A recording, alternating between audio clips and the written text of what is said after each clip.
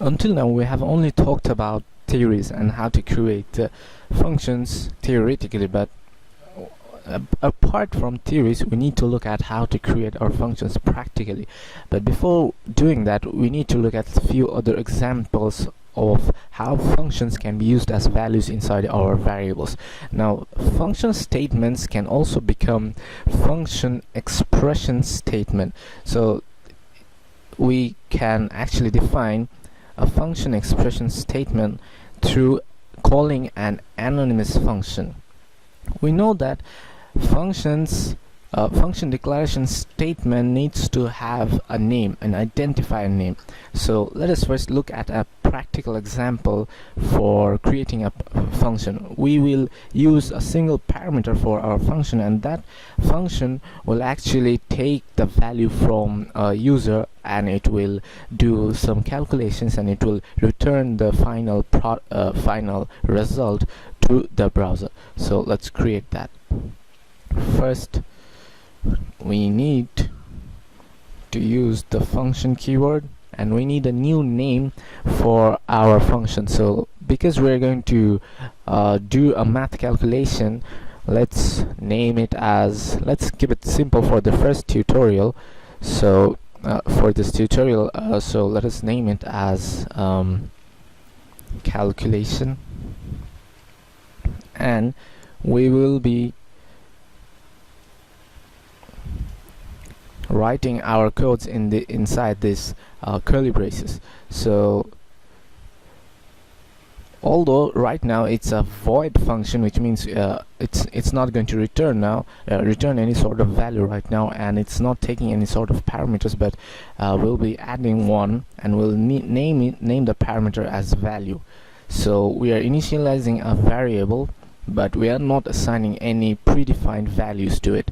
So let's create another variable, and let's store the parameter inside this var new variable called var. Now what we are going to do is that we are going to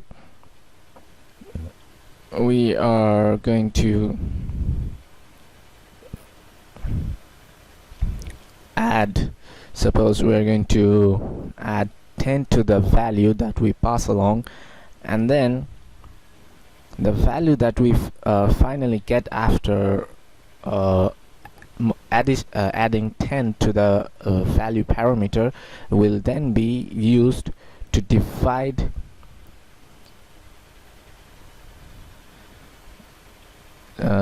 using the value of 2, suppose, and finally we will return the result to our browser or on the page that we are using, on the HTML page that will be using this JavaScript code.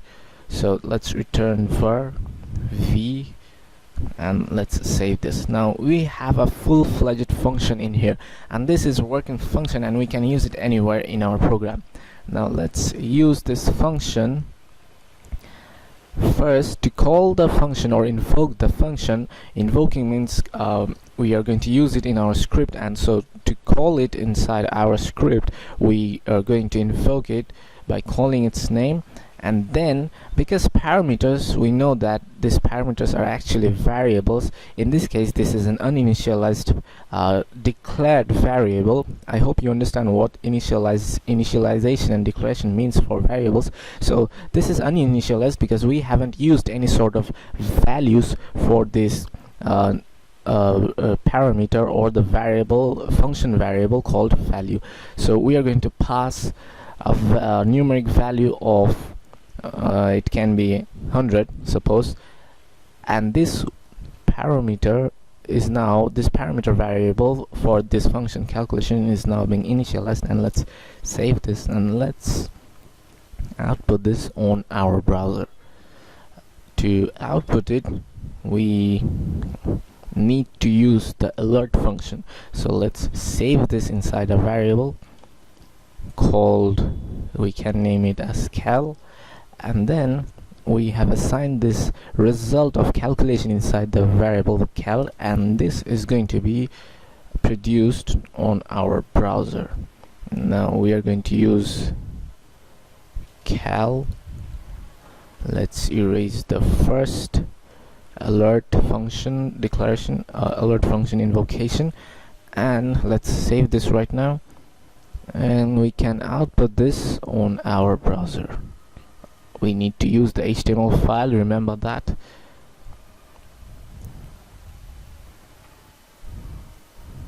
So I hope you can see that this function is working correctly. First, it shows us that if we refresh it, I think you can see this clearly, that the alert function is producing 55.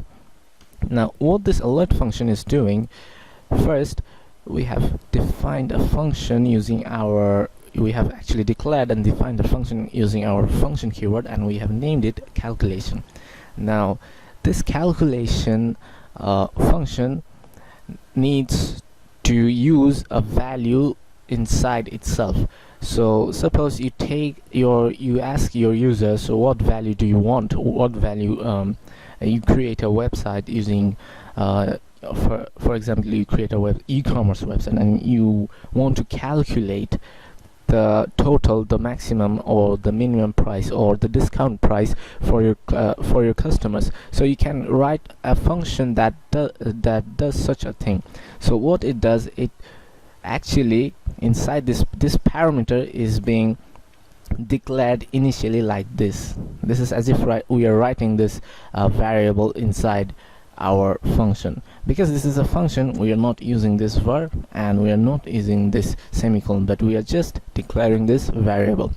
Now when we use this value parameter in our functional context, when we use it inside this calculation function and we pass an argument of 100, we are actually saying that this variable or the parameter now contains an argument or a value of 100. So when it gets the value of 100, this value of 100 is then stored inside the new variable called v. Now it actually gets a copy. This v variable is an independent variable, so it copies the value of 100 and it stores inside itself, and then it adds plus 10 to it. Then we have 110, and then finally it divides it by 2, so the answer we finally get is 55. Now the last statement, the return statement, actually what it does in a simple sense is that after all the calculations are done, or all of these calculations are done, it actually packages the answer inside a box-like form.